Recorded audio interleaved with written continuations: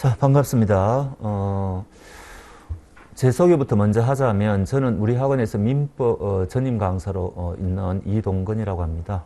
민법 강의한 지는 벌써 한 23, 4년 됐습니다. 그러니까 변리사 민법부터 시작해가지고 우리나라 거의 어지간한 민법 강의는 다 했다 이렇게 아시면 되겠습니다. 일단 지금 노무사 시험에서 민법이 차지하는 비중부터 잠깐 말씀드릴게요. 앞에 이제 김용호 노무사님도 말씀하셨는데, 자, 지금 민법이 1차 과목에 있고, 그 다음에 노동법 1, 그 다음에 노동법 2, 사회보험법, 그 다음에 이제 선택 과목, 이렇게 이제, 뭐, 영어는 이제, 필수로 들어가야 되니까, 요게 1차란 말이죠. 그런데 요 선택 과목하고 사회보험법은 물론 막판에 여러분들이 이제 뭐 외우면 된다 그러는데 조금 있다가 유선영 노무사님이 충분하게 설명하실 겁니다. 뭐 일단 기본적으로 60점 받는다고 칩시다. 그러면은 결국 여러분들이 1차에 합격하기 위해서는 요 3법이 당락을 좌우하거든요. 근데 아까 김용호 노무사님이 설명했듯이 노동법 1과 2는 여러분들이 1차 과목 때 집중적으로 많이 하게 돼 있습니다. 2차 과목까지 이게 커버가 돼야 되잖아요. 그러면은 또 최근에는 노동법이 비교적 쉽게 출제가 되어서 보통 보면은 한 70점 정도는 받는다 그래요. 그러면은 결론은 뭔가 하니까 민법은 40점만 받아도 합격할 수 있다는 이야기예요. 이 절대평가니까 평균하면 60이 나오지 않습니까? 그러면은 결론은 뭔가 하니까 민법은 과락만 면하면은 합격할 수 있다. 지금 요즘 분위기는 그래요. 그런데 이거를 과락을 뭡니까? 과락을 받는 사람들이 생각보다 많다 이겁니다. 그래서 그 정도로 나중에 여러분들이 공부해 보시면은 결국은 민법에서 1차 당락이 좌우된다. 이거를 다들 느끼십니다. 이때까지 공부하신 분들도 마찬가지고. 그래서 공부를 좀 한다고 했는데 나중에 1차 시험 치러 갈 때쯤 되면은 아, 금년에 내가 민법 때문에 과락받을지도 모르겠구나 하는 불안감을 다들 가지시고 굉장히 자신 없는 그런 모습을 많이 보여요. 그래서 이 참 민법이 어려운 과목인데 이 왜 그런가 이유를 한번 봅시다. 오늘 오신 분들은 여기 49페이지 한번 펴보세요. 그 다음에 메타버스로 오신 분들은 설명만 들으셔도 됩니다. 그래서 이게 왜 도대체 민법이 이런 어려운 과목인지 그 이유를 우리가 좀 잠시 알아보도록 하죠. 여러 가지 이유가 있는데 그 첫 번째는 양이 정말 많습니다. 이 과목이 민법 총칙이라는 과목이 있고요. 그 다음에 이제 물권법이라는 과목이 있고, 그 다음에 채권법이라는 과목이 있고, 그 다음에 가족법이라는 과목이 있거든요. 이 전체가 하나의 민법인데 가령 이제 지금 그 법무사 시험 같은 경우에는 이 전체가 다 시험 범위예요. 그 다음에 변리사 같은 경우에는 가족법은 시험 범위가 아니고, 그 다음에 공인중개사법은 무슨 물권법하고 채권법 일부 민법 총칙 이런 식으로 그 시험의 특성에 따라서 과목 범위가 다 달라지거든요. 근데 우리는 이 노무사는 물권법이 시험 범위가 아니고 가족법이 시험 범위가 아니에요. 그러니까 비교적 시험 범위가 적다고 볼 수도 있지만은 또 내막을 보면은 여기 이제 1조부터 해가지고 184조까지 있거든요. 그럼 조문수가 벌써 민법 총칙이 한 200조문 가까이 된다는 이야기예요. 그 다음 채권법은 또 워낙 양이 많아가지고 이게 채권 총론하고 채권 강론으로 이게 또 나뉘어져 있어요. 그럼 채권 총론이 이게 373조부터 출발해가지고 요게 526조까지거든요. 그 다음 채권 강론이 527조부터 시작해가지고 요게 766조입니다. 그러면은 요게 벌써 조문수가 한 150조문 되죠. 그 다음에 요게 조문수가 어떻게 됩니까? 한 250조문 되죠.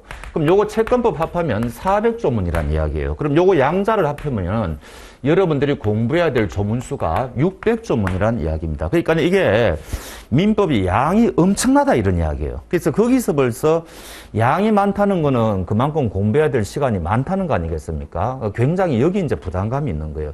그다음 두 번째는 거기 49페이지 밑에 보면은 이게 양이 많은 것도 굉장히 부담스러운데 용어가 여러분들이 사회에서 쓰지 않는 용어가 너무 많이 나와요. 이게 형법이라든지 상법이라든지 뭐 헌법이라든지 다른 법 과목은 그런 게 없어요. 그런데 민법은 굉장히 특이합니다.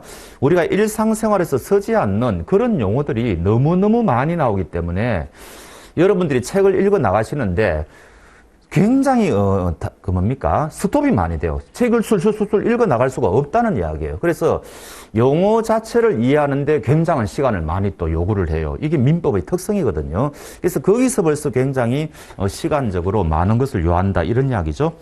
그 다음에 또 한 페이지 더 넘겨보시면은 이게 또 어떤 어려움이 있는 거니까 체계적으로 어려울 수밖에 없다 이런 과목인데 우리나라가 이 독일 민법을 수입했거든요. 그럼 이게 총론이라는 말이 뭔고 하니까 요게 공통적인 것을 몰아넣은 게 총론이다 이런 뜻이거든요, 이게. 그다음 여기 총론은 제가 이제 물권법 지어버렸는데 여기 공통적인 것을 몰아넣은 게 총론이다 이런 뜻이거든요. 그럼 처음에 여러분들이 민법 총칙을 읽어 나갈 때 어떤 어려움에 봉착하는 거니까 요 물권법하고 책무법을 안다는 걸 전제로 해가지고 씌워진 게 민법 총칙이에요. 그러니까 전혀 여러분들은 아무것도 모르는데 이 민법 총칙을 읽어 나가면은 이거를 안다는 전제하에서 이게 있는 거기 때문에 구조적으로 체계적으로 거꾸로 돼 있다고요. 그러니까 일회독을 한번 해봐야지 민법이 어떻게 돌아가구나 이렇게 알 수 있는 과목이 민법입니다. 그러니까 처음 일회독 공부할 때는 시간도 무지무지하게 오래 걸리고 용어도 굉장히 낯설고 내용 자체도 어렵고 이런 여러 가지 이중 삼중고 때문에 굉장히 많은 시간적인 것을 요구한다. 이것 때문에 민법이 어려운 겁니다. 그러면은 이게 직장을 안 다니시는 분들, 대학생이라든지 취준생이라든지 등등 시간이 많으신 분들은 또 이게 커버가 돼요. 왜? 공부할 수 있는 시간이 많으니까. 그런데 직장인들은 절대로 그게 안 됩니다. 어디 민법만 공부하는 것도 아니고 또 직장을 다니고 있는데 공부할 수 있는 시간이 굉장히 제한되어 있지 않습니까? 그럼 그 제한된 시간 속에서 이 민법을 공부하자면은 한계가 있겠죠. 기껏해야 한 2회독 정도밖에 못 할 거라고요. 그러면은 이게 아는 거, 분명히 내가 공부를 했는데, 분명히 안다고 생각했는데, 나중에 보니까 하나도 문제는 안 풀리고, 이렇게, 그렇게 되는 겁니다. 그래서 나중에 시험 치러 가게 되면은, 내가 금년도에는 민법 때문에 과락받을지 모르겠구나, 이런 불안감에 다들 휩싸여 한다는 거죠. 그래서 특히 직장인들이 그런 거를 굉장히 많이 합니다. 그래서 그런 거는 어쩔 수가 없어요. 해마다 모든 사람들이 닥치는 문제고, 여러분들만의 문제가 아닙니다. 그런데, 대학생들 분이나 이런 분들, 시간 많은 분들은 90점 이상도 받아요. 왜? 굉장히 여기 시간을 많이 투자하거든요. 그리고 해보면 해볼수록 재미가 있습니다. 이게 어렵지만 내용 자체가 우리 일상생활하고 연결이 되어 있기 때문에 굉장히 내용이 재밌다고요. 그래서 참 이게 그런 양면을 가지고 있다. 이렇게 보시면 됩니다. 자, 그러면 이제 어려움은 말씀드렸는데 도대체 그러면 이거를 우리가 어떻게 공부해야 될 거냐? 이게 관건일 거 아닙니까? 자, 요거 가지신 분들은 원위치로 돌아가셔가지고 46페이지 한번 가보시죠. 46페이지. 이때까지 문제가 어떻게 출제되었는지를 한번 분석을 해보자는 이야기죠. 민법 총칙이 우리가 이제 시험 범위라고 말씀드렸고, 그 다음에 채권법이 시험 범위라고 말씀드렸는데, 해마다 참 신기해요. 여기서 12문제가 출제가 되고 여기에서 13문제가 출제되는 것은 고정입니다. 그래서 합해서 25문제가 나와요. 그런데 양은 채권법이 2배로 많습니다. 조금 전에 보신 것처럼. 그러니까 제가 말씀드리고자 하는 거는 민법 총칙이 문제 점수 따기가 더 편하다고 볼 수가 있어요.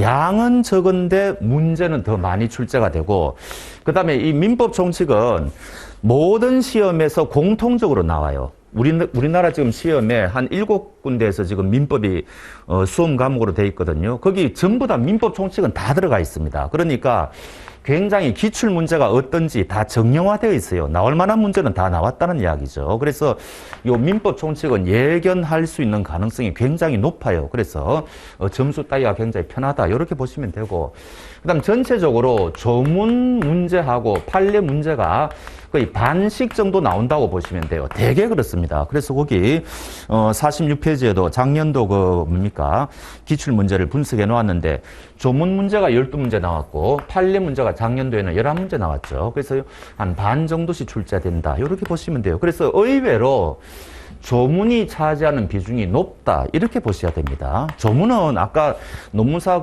김용원 논문사님도 말씀하셨지만 기본이에요, 기본. 그래서 이 조문은 무조건 중요한 조문은 반드시 숙지를 하셔야 된다. 이런 이야기입니다. 자, 그래서 보시면은 요 작은 책자 50페이지 한번 가보시겠습니까? 메타버스에 있는 분들은 그냥 들으시면 됩니다.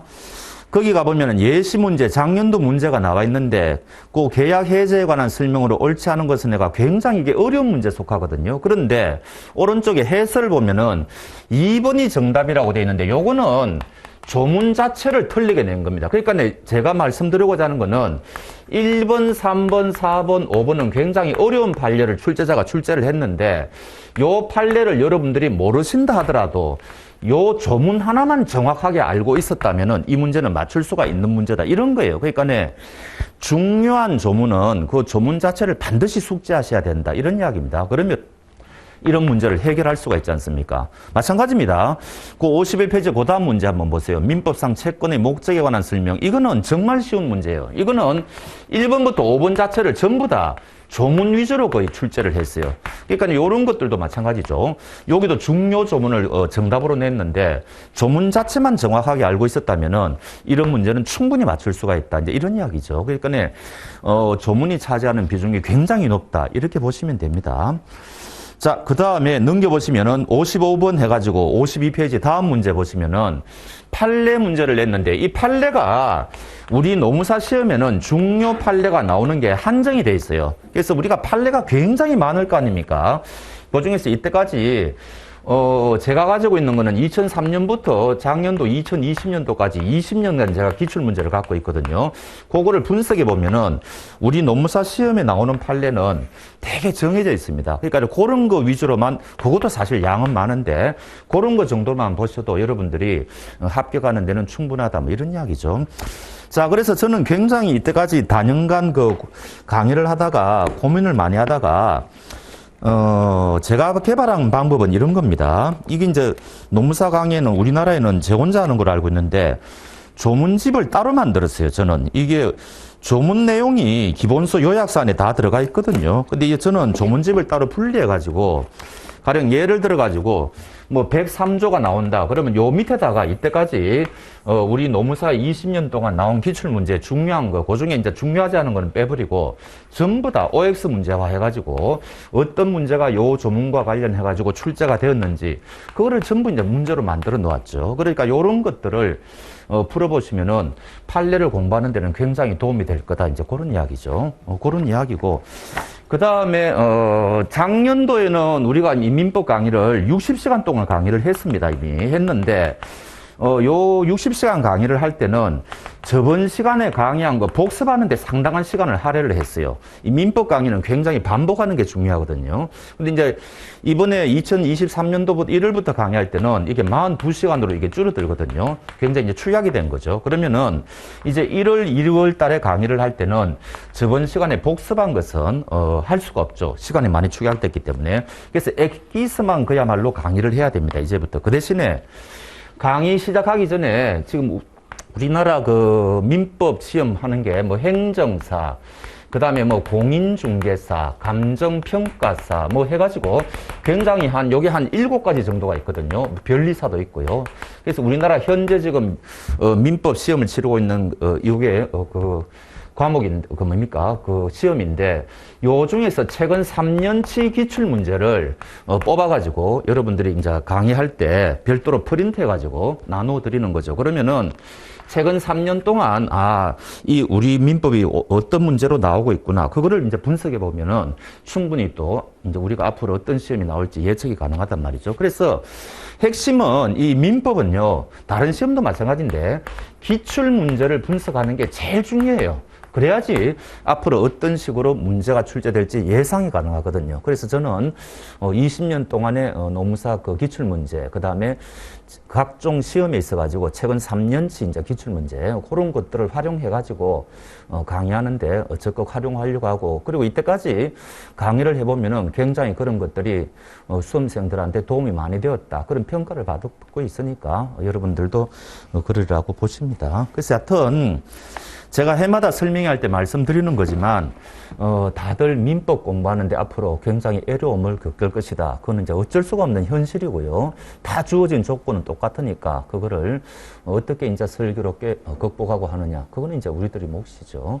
그렇습니다. 하여튼 민법 공부가 좀 생각보다 상당히 공부하는데 어렵다. 그 다음에 그거를 다양한 방법을 자기만의 방식을 찾아가 공부 방법을 찾아야 되는데 저 같은 경우에는 지금 이렇게 하고 있다. 그렇게 지금 설명을 드립니다. 자, 뭐 너무 오래 끌 것도 없고요. 이 정도로 해가지고 마치도록 하겠습니다. 예, 다음에 다시 보면 좋고요. 하여튼 추운데 오셔가지고 감사합니다. 마치겠습니다.